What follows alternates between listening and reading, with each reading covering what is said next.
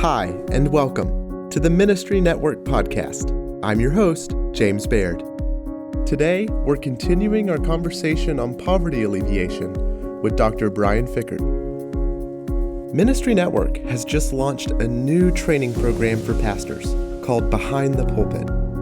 It's an intimate journey through the hard-won lessons in ministry with John Piper, Tim Keller, Alistair Begg, Stephen Lawson, Conrad Mbewe, and many more. Visit ministrynetwork.com/behind the pulpit to learn more about this new opportunity for pastors. And now, let's talk with Dr. Fikkert. So here's a tough one. Some families might take on individuals in need of help and to offer to, house them in their homes. What's the right way to do that, and what might be some of the pitfalls? Yeah. James, I haven't explained this very well yet, but I need to lay a little more groundwork. And so let me try to jump into this. I've argued that material poverty, is rooted in broken relationships. And one of the ways that materially poor people are often broken is in their relationship with themselves, their self-image, their self-concept, which is often, again, one of inferiority, a sense of incapacity, a sense of being less than human. Well, James, you and I are suffering from broken relationships as well. The same four relationships are broken for you and me. They just tend to bubble up in different ways.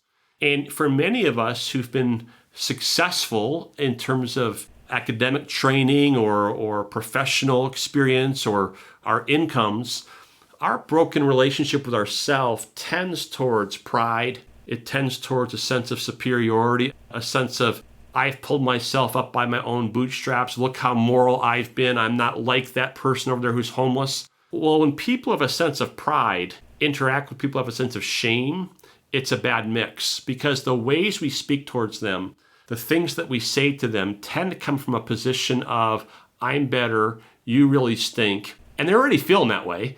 And so the ways that we act towards them, the ways that we speak towards them, tend to confirm in them what they're already feeling.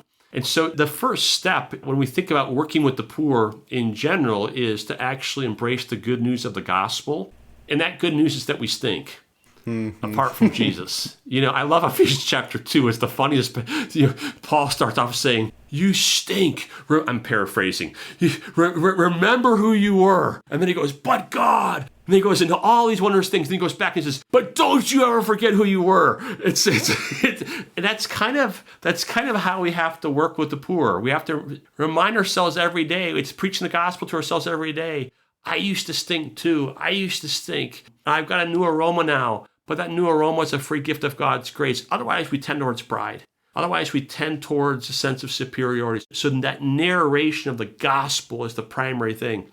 So what are the dangers of bringing people to our house? The first danger is that we'll do so out of a sense of pride and superiority instead of out of a sense of the gospel. That's the first thing. The second thing is, of course, we're not all set up for this. Are there real dangers to be afraid of? Of course there are.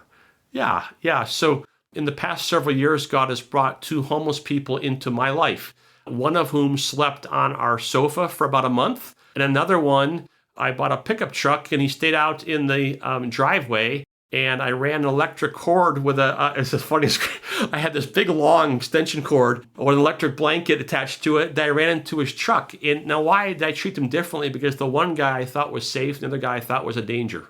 I wouldn't let him sleep in my house. I thought that he could do real harm to me or my family, and so I thought, I'm going to help him, but he's not coming inside right now because he's just too dangerous. So the first thing is that there is a safety issue. You've got to think about do you have small children? Do you have who's in the house? Can your family do this? What's the nature of the person you're dealing with? Those are real concerns. Then, of course, there's always the issue of dependency. Do you create dependencies? Do people get a little too comfortable in your house? And so you want them there, but not too long, right? So, I think what's really important is pretty soon on the front end of that to develop what we might call an action plan. And, we talk about this in our book, Helping with Hurting in Church Benevolence, but it applies to individual care as well. An action plan basically says to a person, what are your goals? What are your dreams? What are your gifts? How can you use your gifts to achieve your goals and your dreams? How can we walk with you in that? Let's put some measurable dates here. Let's make some goals. Let's try to achieve those goals together. And so there's a kind of an articulated plan on the front end for the pathway forward. Now, you're going to have to be reasonable and adjust, and bad things are going to happen. They're unexpected. You got to, but an assumption on the front end that this is not forever and there's a pathway out here that we're going to walk with you on is really key. That's so helpful. Such a simple, sort of like washing your hands, a simple thing with huge impact to make that plan on the front end. Yeah, it doesn't always work. I've got success stories and failures, but yeah, that's the plan. So what are some indicators that you might be being taken advantage of? I think, when somebody just walks up to you on the street, it's very hard to know. That's why, again, most poverty is rooted in broken relationships. And restoring relationships doesn't happen in 5 minutes. It's a long-term process. And so real poverty alleviation, generally speaking, is an ongoing process of mutually empowering relationships. And in the context of that, a little kind of rule of thumb to have in the back of your head is, am I habitually doing things for people that they can do for themselves? Once you start to see yourself habitually doing things for people they can do for themselves, you start to realize that you're creating dependencies. Don't be ridiculous with this. Look, I'm a relational genius, James. You're about to get more evidence of this. So I've learned that when I'm lying on my sofa watching the Packers play, because they are God's team, that if my wife says, hey, honey, would you please go and take the laundry out of the washing machine and put it in the dryer? That if I say, no, Jill, I don't want to create dependency on you by further marring your identity. Please move the laundry yourself. It's not going to be consistent with reconciling relationships with my wife. No, I got to jump off the sofa and go and move the laundry for my wife. So don't be ridiculous with this. We do all kinds of things for each other to help each other out. It's when we're habitually doing things so the person is unable to function on their own that we should start to ask questions. I was once speaking somewhere, and I had two young women come up to me afterwards and say, Dr. Fikkert, we applied your ideas. And, there was a 95-year-old lady, and she wanted us to help her walk across the street. We said, no, we don't want to create dependency. And we cheered for her as she hobbled across the street. Well, that was not the application I had in mind, Is that a true story? Yeah, it's a true story. I'm thinking, I got to face Jesus someday. He's going to say, Brian, there are little old ladies who didn't get walked across the street anymore because of your book. That's not the point. Walk old ladies across the street. Don't be ridiculous. But it's just when you start to see over and over again that people aren't doing things for themselves, that you've got to start asking yourself some questions. That's really helpful. That really is a true story. That blows my mind. I think I might have known some of those covenants doing so, or at least some that might have applied it that way. So here's a question, and I think the answer will be very simple, given everything that you said. But does poverty alleviation always mean financial assistance? No. Again, if poverty is rooted in broken relationships, brother, money can't buy you love. It's like that old song. You can't solve relational problems with money. Your kid in junior high comes home from school and says, you're sobbing. The bully beat me up on the playground, and I'm worthless, and I'm meaningless, and I'm not fit to be in junior high. And you pull out $1 and hand it to him and say, here you go. Nobody would parent that way, because the problem isn't just they've got a black eye. The problem is everything about their personhood, how they're feeling, their sense of identity. The same is true when we work with poor people. You can't solve relational problems with money alone. Now, is money ever part of it? Of course. But it's not enough to solve most relational issues. So think of any kind of financial resource, any material resource in the context of relationship. It can be a piece of the whole, but it's not the whole. And it's typically a minor part of the whole. Which raises the question of how exactly can the church get engaged with the poor to help with these relational issues? And the first way I want to frame that issue is, should poverty alleviation be left only to the deacons or people with, let's say, a spiritual gift of generosity? Yeah, that's like asking me, should the gospel just be left to the pastor? No, it's part and parcel of what it means to be a follower of Jesus Christ. Again, 1 John chapter 3. And so the deacons ought to be people set apart with particular gifts in this area, but they ought to be mobilizing, equipping every member for action as best as they can. Yeah, we're all engaged in this in different ways. And James, I want to be clear here. Do I believe it would be good if every last person in the world had a relationship with at least one materially poor person? I do. I think it's profoundly important. I think it's very transformative if done right for both parties. But are there different giftings here? Yeah. So I have friends who quite frankly aren't very relational. And we're all wired for this, but some more so than others, right? And so some, quite frankly, there are some very wealthy people who, it may be that for some of them, they ought to continue to be the CEO of a major corporation and write big, big checks to organizations to pay their staff to hang out with poor people. That's what we really need. We need staff to hang out with poor people. That's what it really is. And quite frankly, hanging out with poor people is long and slow and expensive. And so the message here is not stop writing big checks. The message is write even bigger checks than you were before, but write them to organizations that are using very relational approaches. Pay for relationships to happen. Okay, there's so much to unpack there. So everybody's got to be involved, but we have different gifts and callings in there. Yeah. And there's two things I want to unpack there. I'll start with the first one. I'm struck by the fact that when you talk about poverty as a relational issue, it really does raise the question I'll put it this way, I could be poor and have a lot of money. Oh, there's no question. Just absolutely poor, relationally poor, and could cause harm. Totally, yeah. Can you unpack that for me a little bit? How do you do a self-analysis so that you know if you're going to help or hurt relationally? Oh, my word. Oh, gosh. Right now, I'm the only person here at the Chalmers Center's offices because of COVID. I'm the only person here. Everybody else is home. If our staff were here, they'd all bust out laughing, going, stick to the theory, Brian. Stick to the theory. So at some level, again, we're all wired for relationship, but different ones of us have different gifts in this. I looked at my Strength Finders profile the other day. Wow. I come out really high on the strategic thinking end.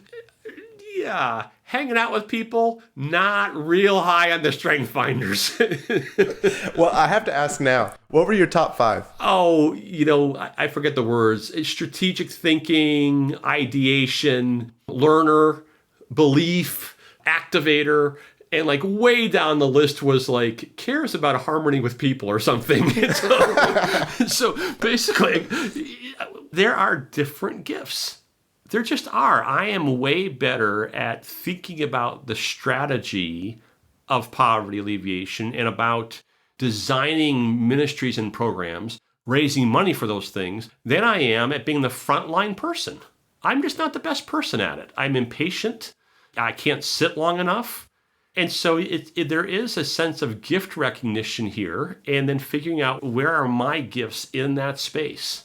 Yeah, that's really helpful. Because on the one hand, we've just talked about that aspect that you're there to help relationships. So one, that means you could be poor and you need to analyze yourself as you go in because you're not just there to bring your wealth. Totally. But on the other hand, you mentioned very briefly, but I thought it was so profound when you said, hang out with poor people. Unpack that for me. It sounds like such a simple solution. Yeah. But far-reaching consequences. If low-income people are fundamentally struggling from broken relationships, then the way out of it is actually through approaches towards reconciling relationships, approaches that are empowering of people relationally. It literally means hanging out with people and singing a different tune in their ear. Many of us can't appreciate what it's like. I was raised in a household with loving parents. They weren't perfect, but they loved me. I never had to doubt that. If I had a different tune being sung in my ear for 18 years of growing up, a tune of whatever, you're good for nothing. You'll never make anything out of yourself. If culture was communicating that tune to me, it would have an impact. And so the power of just hanging out and singing a different tune in somebody's ear is the story. It's what it's about. It's about hanging in there with people. I mentioned I had this homeless gentleman who lived with my family for a while. Boy, it was a wild experience for both of us. It still is. He's actually become a very dear friend of mine. And what did I do for him? I sung a different tune in his ear. Bob, you are somebody. Bob, I'm with you. He had a lot of struggles with anxiety, a struggle with obsessive compulsive disorder. My own family struggles with that. And so we were a match made in heaven. And so I learned that in the morning he would have, I'm not sure I would call them anxiety attacks in some kind of clinical sense, but from a layman's point of view, that's what was going on. He had a hard time getting out of bed. He had a hard time getting breakfast. He had a hard time just facing the day. And I learned that if I could just have breakfast with him and just calm him down and just say, Bob, it's going to be okay today. And he'd be just going through the litany of struggles you can have. Bob, it's going to be okay today. Bob, that's not that big of a hurdle. We can get through that one today. You can do that one. Bob, you've done that before. Bob, we talked about you calling the social worker today. You can do that. And then sitting with him while he does that phone call, just sitting there. He was great on the phone. He got off the phone. I'd say, Bob, you were great on that phone. He goes, really? Yeah, Bob, you were great. You were very clear. Brian, do you think she understood what I was saying? Yeah, she understood you, Bob. You were clear. Go, oh, okay. It sounds silly, but there's a lot of lack of confidence. Here's another example. So we all think there's all these social service agencies out there to help low-income people.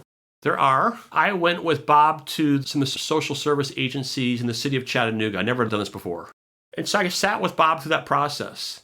There's no way on earth he ever could have understood the process. I've got a PhD. I sat there with him, with one social worker after another. I had no clue what was going on. They're talking in lingo that the layperson can't understand. They're giving advice that makes no sense. I literally sat there all day long just going, how on earth is a person supposed to get through this? I couldn't figure it out. And they were all well-meaning people. They were all trying. But they had their own lingo, their own policies and procedures. And here's my friend who's struggling with all kinds of issues. And, part of it was just me looking at Bob at the end of the day and going, Bob, you know what? I don't have a clue what just happened. And him going, you didn't either? I'm like, Bob, what were they talking about? He goes, you didn't get that either? He said, I thought it was just me you didn't understand. And I said, Bob, I don't have a clue. We got to go back and try again. I have no idea what happened there. And so it's just walking with people. Bob, by the way, was living in a car with roaches crawling all over his body for about a year. And he's now got a house. He lives across the alleyway from me. He's a renter from another member of my church, and he's part of our community. He's a wonderful person with lots of issues, like we all do, but he's a wonderful person. Just came from us just walking with him. It's not about money, it's about walking. That's such a great example. And I'm just struck by the fact that you often hear the saying that you're the average of the 5 people you spend the most time with. There's so much truth. I've never heard that before. That's truth. That's truth. And if they're only ever hanging out with other people with broken relationships, and they're going to stay stuck. Yep. And you need to bump up the average. That's a great way of putting it. You need to bump up the average. You need people who are going to look at you and say, I'm with you. And you are somebody. You are somebody. Which brings me back to something we were talking about earlier, which was, even though you could be broken too, odds are you're going to be a couple standard deviations away from the average. I'm going to have to re-record this later that doesn't use math. But my point being, just hanging out with these people, even with your brokenness, is going to be helpful. And I don't know, you may have a better way of saying that. But yeah, I don't want people to get paralyzed, Oh, people shouldn't be paralyzed. No, there's the good news here again is that you stink. Yeah, right. That's the thing. Just admit that. Okay. So are we several standard deviations better? Well, yes and no. Yes and no. So, okay, so Bob is living in my house, and Bob has got mental illness that's just, manifold in many different ways. And the first weekend he's living with us, I was sitting in my office at my house trying to write this book, Becoming Whole. And my anxiety was through the roof. I was so far behind, and I got a homeless gentleman living with me. He's driving me crazy. He's adding to my anxiety.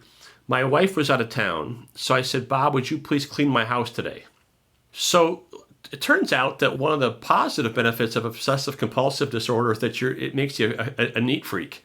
So Bob cleans my house all day, and I'm sitting in my office, and my stress is through the roof. I'm all day I'm miserable, and all day I can hear Bob talking to himself.